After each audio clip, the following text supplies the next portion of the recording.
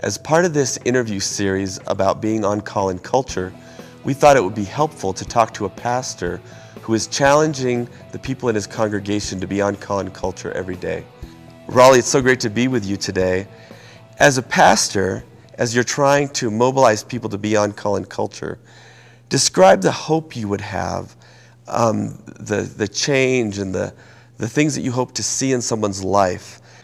Probably the bottom line, John, is a sense that the lives we live as believers, as those who are believers in Jesus, are not segmented kind of lives where church is one piece and what I do out there for half of my life is another piece.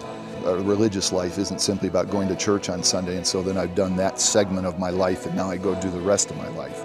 It's all God's culture, and I'm trying to help believers see that every bit of our life's part of that.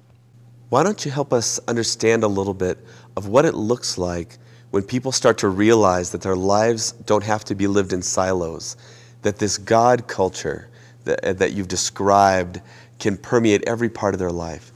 What I hope happens is they begin to see that God's already at work out there in what they think of as the non-church culture, out there in what they think of and call the world, and they begin to see that the experiences that they have, the gifts they have, the passions they have, the way they've been made is somehow a very beautiful thing that they've been made in order to be in that place at that time to demonstrate, if you will, that God is at work there, that they can be the hands and feet, as we call it here. They can be the incarnation of God being at work in very visible kinds of ways in that culture. So for the guys, for example, that struggle with it right now here, that they call themselves the professionals, they write software, they're architects, they're engineers, and they look at that and they just say, I just don't see God much in the sort of things I do. And so maybe what Raleigh's talking about is it's just those relationships.